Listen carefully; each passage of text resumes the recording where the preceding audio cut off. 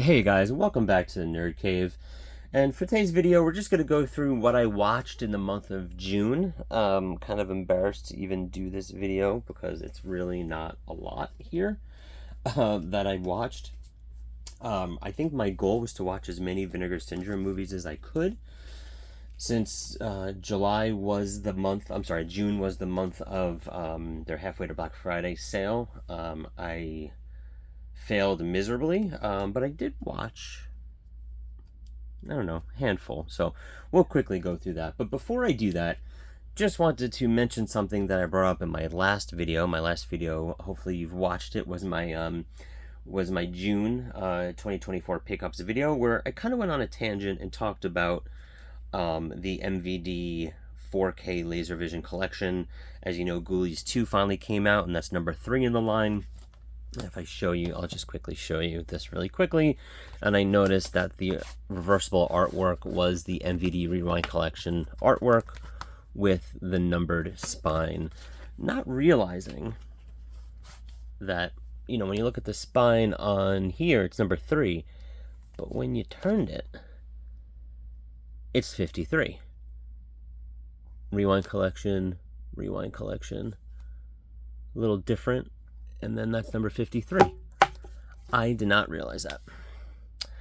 And then I went back and looked, and Cutting Class, number 4, also number 56. It does the same thing, which I thought was really interesting. I did not realize that. And going back to the first and second release, your Swamp Things and my banged up Ghoulies, turn it around, and it still says 1 and 2. So it looks like they just started this, technically with Cutting Class, since that came out before Ghoulies 2. Just thought it was interesting. Just thought I would point it out, since I mentioned it in my last video and didn't realize it until I was kind of putting my movies back on the shelf. So, not sure why they do that. Let me know in the comments if anyone knows. But thought that was kind of interesting.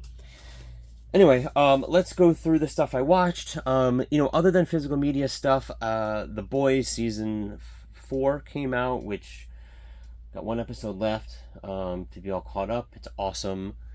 What else did I watch? I've been watching Vox Machina. A buddy of mine from work recommended it, and I think it's awesome. That's on Prime Video. So yeah, I've been watching a lot of that stuff. And then work's been, busy, and summer's always distracting. So doing the best I can. But let's jump into the first movie I watched. This is not Vinegar Syndrome. This is Godzilla Kong, The New Empire. My son was super excited to watch this, so we got it. We watched it as soon as it came in. Like I mentioned in my pickups video, just a fun movie. Doesn't hold a candle to Godzilla -1, which I also saw. And I guess I could throw that into the June list as well. Although that's on Netflix. I did not watch that. I don't have a physical copy of it yet. I don't know if one is out yet. I think there was some news about it. I know there's the Blu-ray that you can get imported from Japan. Not sure if they have one out yet, but you can watch it on Netflix. Why is my everything all dark? That's better.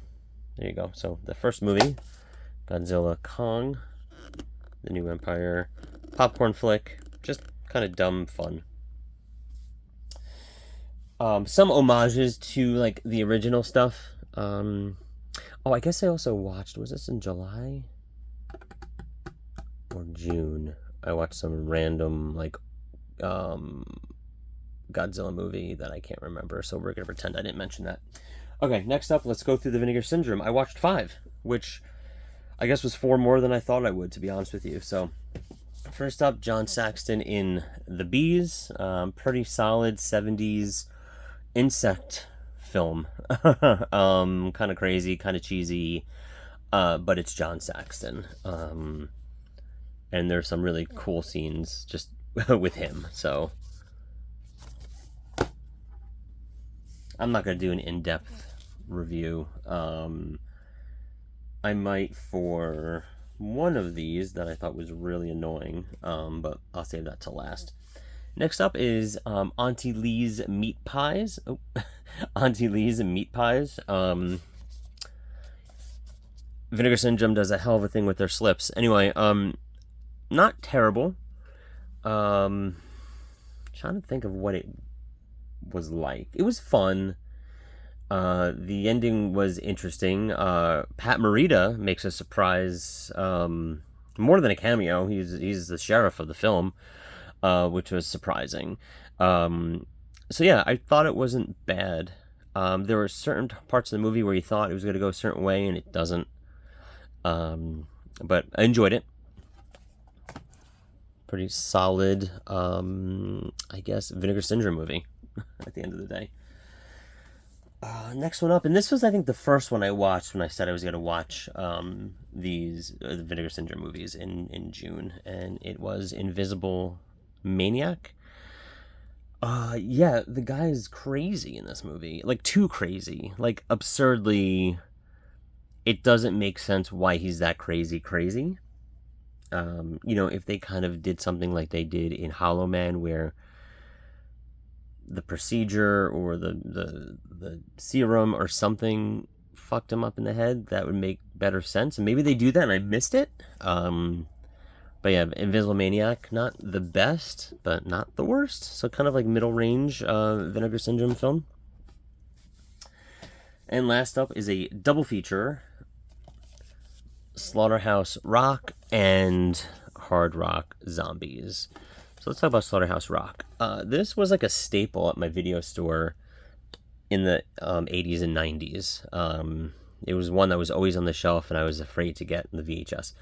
And I remember watching it back in the day, and watching it now, I don't know if it holds up. I think when you're a kid and you're watching a horror movie, you think it's the coolest thing ever. Especially if there's, a tad bit of nudity, I guess. There may be more than a tad here, but yeah, living in the 80s and 90s was a different story. I would never let my kids, my kids can't watch 3/4 of the movies I have. Even the ones that I think are okay, they can't. I've let them watch the entire Scream franchise. But I think I draw the line at sex and nudity. Not blood and gore. Anyway, Slaughterhouse Rock. Pretty decent ghost type monster film, psychological type thing. Doesn't hold up to when I watched it as a kid, but not terrible.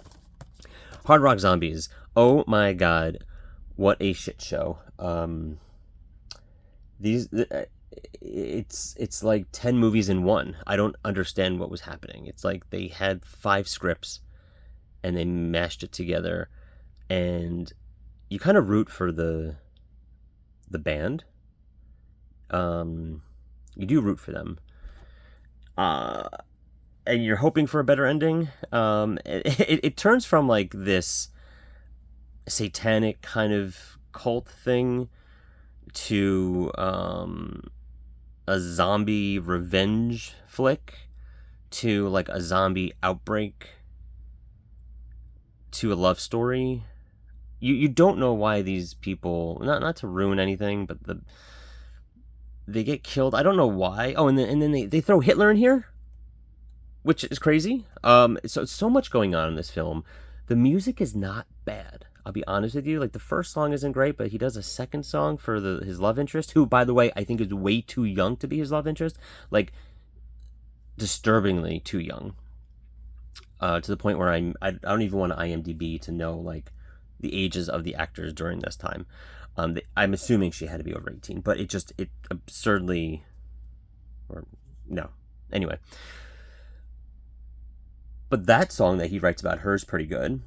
But yeah, they become zombies and they walk like they're doing the robot, and they sort of off-screen kill people. Like, it's not, some of them is on screen and some of it isn't, and it's like a really bad climactic scene where they're getting their revenge, and it's like the worst kill scenes, but then all of a sudden they all become zombies and you don't know why they came back from the dead. You have zero reason. There's zero reasoning as to it. It just happens. And it goes on, and there are times where I've kind of fast forwarding stuff, or I watched it and, half watched it, but this is like quintessential Vinegar Syndrome schlock fest. Granted, they didn't make these movies, but they select these movies. And this is kind of a quintessential one. Would I watch it again? Maybe. It's not unwatchable. And that's probably the best thing I can say about Hard Rock Zombies. That and the music.